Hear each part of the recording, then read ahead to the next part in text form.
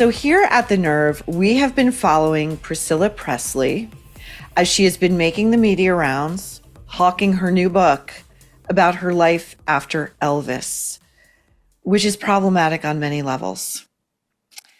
Now, we are very, very happy to be welcoming in a Nerve exclusive, again, another Nerve exclusive, Elvis's first cousin, Donna Presley. Donna has recently started her own YouTube channel, and I would encourage anyone who is a fan of Elvis, as I am, lifelong fan of Elvis, to go over there to Donna Presley Official. Now, Donna has been making some great footage, great video about things that Priscilla is saying that echo what we here at Nerve HQ have been saying for the past few weeks. So Donna, welcome to The Nerve, and thank you for being here. Oh, it's my pleasure. Thank you. What about, Priscilla has been out there these many decades, yes, feasting off of the memory of Elvis Presley. Mm-hmm. What is it about what she's saying now that made you feel you had to come forward? Well, unfortunately, everything. I mean, it's gotten to the point that where it seems like she's blaming Elvis and the family for anything that's gone wrong in the past 40 some odd years. And it was just time to stand up and say enough is enough. I mean, I feel like that, the things that she said about Elvis and even Lisa, I just think are wrong, and it's time to stand up and be counted and say, look, this is my family, a family I grew up with, a family that I love dearly, and it's time to set the record straight and just stop all this nonsense about everything that's gone wrong or anything that any problems that she might have had. She feels like in her life she wants to blame Elvis and the family for, and it's time to stop that. I want to get to Lisa Marie with you, but first I wanted to ask you, you said that Priscilla has no relationship really with any of Elvis's surviving relatives, save one, and that you felt she always looked down on the Presley family. Yes, that's true. I mean, even at a very young age, it's like it was more condescending, so to speak, like we didn't aspire to what she was hoping to aspire to. Which is, or was. I mean, are you similar ages, you and Priscilla? She's 5 years older than I am. Okay, so as a young girl, that's a big gap, but as you get older, that's nothing. Nothing, that's true, very true. So was she older than you? She's 5. Okay, so you were about 9 or 10 when Priscilla alighted in Nashville or Memphis, at Graceland. Yes, that's true. And from the beginning, you got a sense of she thought she was much better? Well, yes. I mean, my younger sister, Karen, we called her Susie, but anyway, she was a very loving and kind of a touchy-feely, what we call touchy-feely person who liked to hug people and so forth. And so when she would see Priscilla, she would run up and hug her. And then Priscilla told me one day that it annoyed her and that she wished that she would stop that. So I told my sister to stop, hugging her. And it really upset my sister, And it was just little things like that stand out in my mind, that she felt like she was ascending to a higher plane than the rest of us. Donna, why do you think Elvis married Priscilla?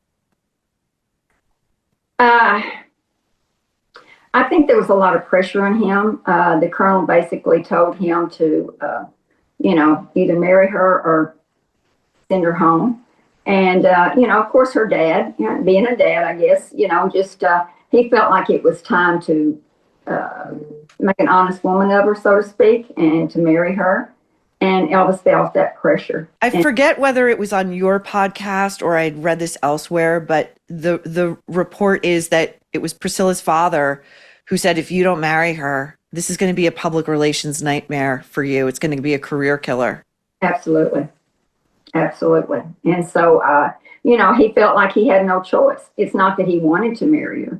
it's just like he felt he had no choice to do so. He had to. And so it must be incredibly galling for you and other members of the Presley family to see her parading around at 80 years old now as if she's the widow Presley. They divorced. He had moved on with multiple other women. Yes. By the way, may I ask you, do you have any knowledge of this? It's long been rumored that Elvis's real love, the woman he really was the one who got away, was Anne Margaret. In my belief, yes, I believe that that's true. You do. Can you tell us why? Well, I think that they were very similar in a lot of ways. They were both in show business, and I think that was probably the downfall of why they didn't make it, because they were both in show business. They both had great careers ahead of them, and that's not always a good thing. So I think he truly, really loved her. She was kind of like a female Elvis in a lot of ways, Yes, yes. Very sweet and loving person, and I met her at the funeral. And you did. She was at the funeral. Indeed, she was. She and her husband were at the funeral. Yes. So that was part of the reason they could never get together. She was also married at the time. But what was her demeanor like at Elvis's funeral? Well, she was heartbroken. I mean, they were very close, even though they weren't together anymore in that sense. They were still very good friends. And, I've always admired and respected Anne for the way that she's been about Elvis. She kept things private. It was a love story that they shared, and she kept it to herself. So I admired her. But yes, you could tell she was very heartbroken over the situation. Yeah. It's such an interesting contrast, Donna, now that we're talking about it, because I've seen Anne Margaret interviewed, I'm going to say within the past year or so, and she is invariably asked about Elvis and their relationship. And she, to this day, keeps it very private. She won't even really acknowledge that it was ever romantic. That's true. And it's such a stark contrast to the widow Presley, who's out here, I wanted to also ask you, as we begin to talk about Lisa, Elvis as a dad, what was he like with Lisa? Well, he spoiled her rotten. He really did. He absolutely adored her. She was if there is a true love of Elvis's life, it was Lisa. He was a little girl, and he was raised in a very loving and caring home. And he wanted that for Lisa. And he just absolutely adored her, everything about her. And she was the spitting image of him. She was. Oh, yeah, she was. And also not only in looks, but in spirit, too. Yes. She was a precocious child, and she had a wicked sense of humor. And she was very much like him in a lot of ways. I wonder if that is some of what I perceive as, because I've done all of my reading. And by the way, for anyone watching The Nerve, for my money, Donna, correct me if you think I'm wrong, one of the best, if not the best, biographies of Elvis was written by Peter Guralnick, yes. Careless Love, volume 2 of his 2-volume Elvis biography. And what he gets so right about Elvis that I don't think any other biographer ever truly located was Elvis's inherent loneliness, which came at that was the cost of his genius. There was an inherent loneliness to him. I wonder if Lisa Marie's utter resemblance to Elvis, not just physically, but spiritually, emotionally, temperamentally, incites some of what I can only describe, in my opinion, as the rage that Priscilla felt towards her own daughter. Do you have any thoughts? I do have thoughts about that. I agree with you. I think the fact that she was Elvis's daughter and that she was so much like Elvis. And I feel like that Priscilla wanted her own career and her, because I heard her say on an interview the other night, well, I wanted to show that I could do it too. And I thought that was very telling. She said that because I think she always really wanted to be where Elvis was, in that he was an icon, a superstar. And I think that is something she's always kind of, aspired to. What an odd thing, because especially I feel when you're close to it, you would even have greater knowledge of what a unicorn Elvis was. You know, very few people are touched with that amount of talent, the gifts that he had, which were many. You know, you talking about spoiling Lisa and like being a hugger and wanting anyone who's been to Graceland, as I have, you know, one of the things that strikes you about it when you walk in is, and I mean this in the best way possible, it's not a McMansion. It's not an estate. It feels small. It feels homey and cozy, and like it was built as a retreat and a respite and for domesticity. Yes, absolutely. That is absolutely correct. It was Elvis's home. He loved it. He bought it for his parents. He loved sharing that with them, and we were all there. We were a family. We were a close family, a loving family. And, you know, we did hug. We did, you know, every time he'd see me, he'd walk over, and I was 15 years younger than Elvis. He'd either pat me on the head or kiss me on top of the head. Hey, Donnie, which is what he always called me, was Donnie. And, you know, how are you doing? And I mean, he was just a very loving and caring and kind, giving man. And I don't mean just in monetary ways. I'm talking about in his spirit, in his love, in the way he felt about things. And he loved to be with us. He knew that we were his safe place. We were his safety net. He knew we loved him no matter what. We loved him long before he was Elvis Presley. We loved Elvis, and he always knew that. And so he wanted to keep us close to him because he knew that we loved him. And he told me one time, I was in Grandma's room. I was spending the night there. At Graceland. At Graceland. Which is on the first floor, which visitors can go see. Yes. And I was there, and Grandma had just left the room to go into the kitchen for something. And Elvis walked in, and I was sitting in the chair, and I never forget, I was watching Gunsmoke, of all things, because Grandma loved Westerns. But he walks over and he sits down in front of me in the floor in front of my chair, and he's talking to me, and he's asking me about, you know, I was going to graduate high school soon, you know, who I was dating and so forth, and what I wanted to do with my life. And I told him, I said, well, I'm not really sure what I want to do with my life yet, Elvis. You know, I'm still, you know, at odds. And he said, well, remember these 4 things. He said, you can be anything you want to be and do anything you want to do if you remember these 4 things. And I said, okay, what are they? He said, always have faith in God. Always have faith in yourself. Be willing to work hard for what you want, and never let anyone tell you that you cannot accomplish your dreams, because I'm living proof that you can.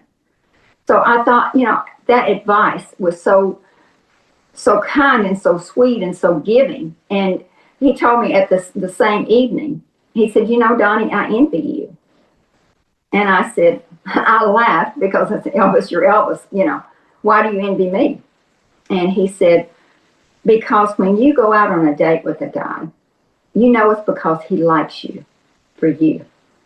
If you have a friend, it's because she likes you because you're you. I don't have that luxury. I never know if someone that I meet that I, you know, bring into my inner circle, if they like me for being Elvis or Elvis Presley. And it's the same with a woman. I never know for sure if she loves me for me or for Elvis Presley.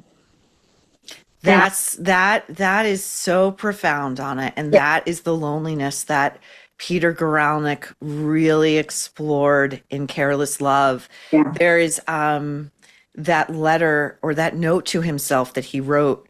I believe this was during his Vegas residency towards the end.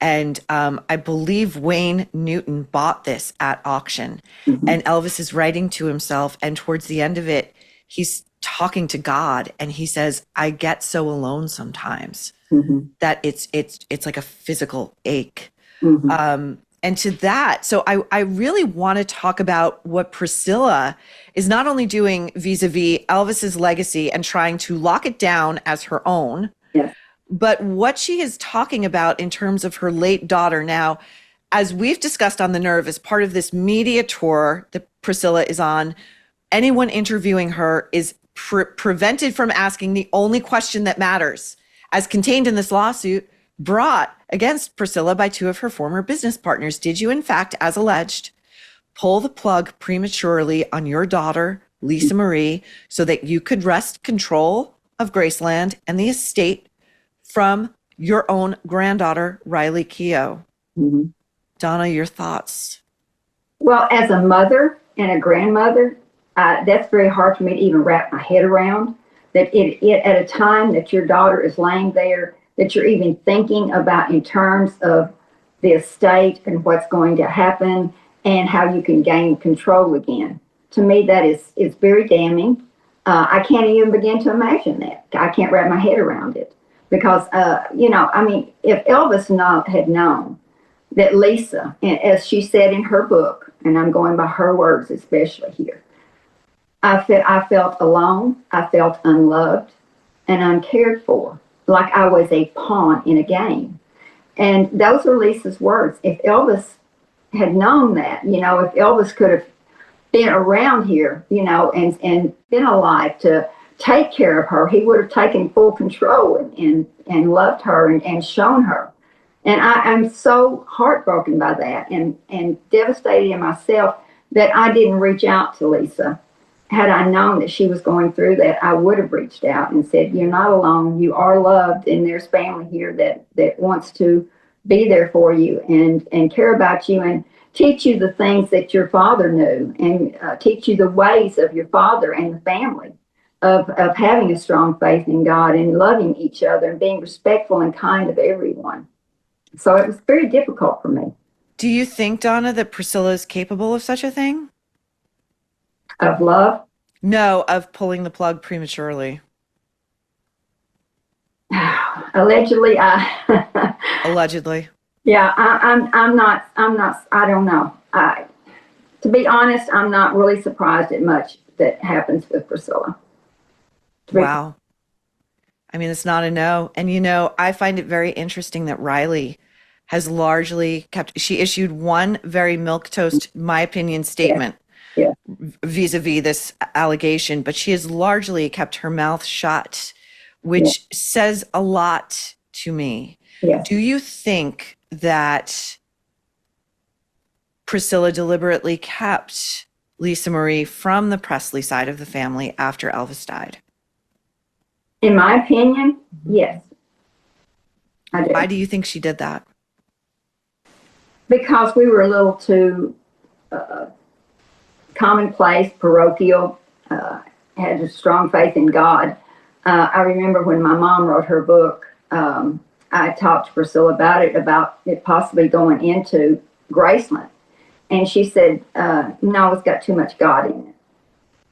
Sorry, about the book, your mom's book, which has just been republished, One Flower While I Live, Elvis as I Remember Him, which also talks about Elvis on the porch of the shotgun house he grew up in. That's a house with one room, a front door, and straight back is the back door. Right, exactly. Real poverty he grew up in. And Absolutely. He said, my dream is to buy my parents a house, and Graceland was it. Yes. So, but you don't think it had anything to do with alienating her to be close to her father's side of the family is to be close to Elvis as you knew him, not as Priscilla knew him. Yes. Yes. I truly believe that she did keep us away from Lisa because of that. We grew up in a faith-based family. We grew up in a very caring and loving family. And, we have had nothing but absolute love, adoration, respect, and kindness, in our lives. And we had that for Elvis and still do today. And that's why I'm standing up now and saying my truth and saying what's true and what's not true. And, what are some of the other things that Priscilla is saying about Elvis that you take particular issue with? Well, the fact that she, is blaming, one thing that really upset me was she was blaming the issues or any problems that Lisa had growing up on Elvis. Mm-hmm. And, Elvis has been gone for 48 years now. And Lisa Marie, God love her, was 9 years old when Elvis passed away. Mm-hmm. And so she's blaming all that on Elvis, that Lisa had any problems. And it's not about the fact of growing up, as Lisa said in her book, without love, not feeling that love and connection and feeling like she was merely a pawn. So I think that, that she would have, having brought her close to the family, we would have taught her, we would have shown her the love that she deserved and that she needed, because we did love her. We do, still love her, even though she's gone.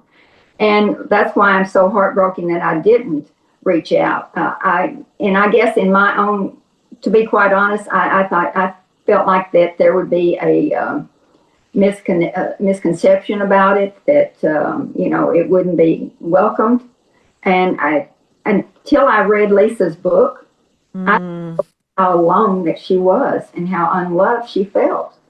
And it's so sad, and it's so true, by the way, your point about Priscilla conveniently blaming Elvis, who has, as you said, been dead for 48 years, yet she has to be buried at Graceland, and we'll get to that. Okay, so he's either the devil or he's not, okay? When, as per Lisa Marie's own writing in her book, which I have here, From Here to the Great Unknown, finished by her daughter Riley, who, as stated before on The Nerve, I think is a class act. If you want to judge Lisa Marie, who Priscilla again is dragging through the mud, judge her by the daughter she turned out, who seems a class A human being. Perhaps her daughter was not only traumatized from being at Graceland when her father died and witnessing that, but having Priscilla's live-in boyfriend molest Lisa by her own self-report for 4 years. And Priscilla says, oh, it was a misunderstanding. Yes, indeed. And that alone would cause, besides feeling unloved and unwanted, then have this happen, have a man, her boyfriend, molest Lisa. I mean, that alone, those two things right there would be enough to cause problems for a child. Of course, and then add Scientology onto that. Add dumping your difficult daughter to be raised over by Scientologists. Yes, exactly. And that's another point right there. So I feel like that in some ways, bless her heart, Lisa turned out to be such a warm and loving and caring woman, because she had that spirit of Elvis in her, and she had that love of Elvis with her. So she turned out to be a wonderful woman. She turned out, even though with issues and troubles that she might have had, although I feel like that they've been greatly expounded upon, and she turned out a beautiful daughter like Riley, and son like Ben, and the other two daughters, Finley and Harper. I mean, she was a loving and caring woman and mother, and something that she obviously, in her own words, didn't feel like she received. So to Priscilla's negotiated settlement with Riley Keough, her own granddaughter, who inherited Graceland upon her mother's untimely, tragic death. Yes. And who has an email has been made public, we don't know how, in which Riley writing to Priscilla, having to hire lawyers before she could even bury her mother. Yes. To fight with her grandmother. Her grandmother was not letting go of Graceland. We're going to keep those claws in there, which to me feels very telling, because as you were to just circle back to the top of our conversation, when you said Priscilla looked at Elvis with envy and said, I want that. And her life really, the acting career never really took off. We've not really done anything of note. So this is the legacy play, right? We're going to be interred in Graceland. Do you know where her designated plot is, and the feeling among the Presley family that Priscilla will be laid to rest with Elvis and his father and all of the Presleys? I have no idea where she thinks that she could be laid to rest there. But in my opinion, I don't know why she would want to be. She's blamed Elvis for everything that's happened in her life. And yet, she maintains the Presley name, which in my opinion is not something that she should do, because she was divorced from Elvis. She obtained Graceland through Uncle Vernon, and he did that to protect Lisa Marie. And when he said that, he told me that he was going to make her a trustee. And I said to him, Uncle Vernon, are you sure that's what Elvis would want? He said, no, he wouldn't. He said, no, he wouldn't want this. But he said, I have to take care of Lisa Marie. She is my only grandchild. She is my thoughts right now. So I have to maintain, and as a mother, I'm sure she'll provide for her and take care of her and take care of her legacy and her inheritance. And so here we are. Here we are. We are now at a point in the narrative in this story where Priscilla has been accused of pulling the plug prematurely on her own daughter before Riley could even get there. Riley was midair. Yes. Trying to reach her mother in order to wrest control back from her daughter of Graceland, which is, you can understand kind of why. It doesn't excuse it or anything, but Graceland is one of the 3 most visited residences in the United States. Donna, correct me. Is it right after the White House or is it number 1? Yes. Right after the White House. And it's also considered, I did a tour of some cemeteries in New Orleans, and they said, can you name one of the most visited cemeteries in the world? And I was like, yeah, Graceland, because I've been there. It's kind of also considered that. I mean, it's living American history. Yes, it is. Well, I would encourage anyone who is an Elvis fan to go over and subscribe to your wonderful YouTube channel and listen to Donna, who is lovingly restoring Elvis and his legacy where it belongs, out of the clutches of one Priscilla Presley. Thank you so much, Donna, for coming on The Nerve. Pleasure to be on. Thank you very much. And that does it for our Tuesday edition of The Nerve. We will be right back here tomorrow for the second edition of The Nerve at night, and then again on Friday, and of course, the mini on Saturday.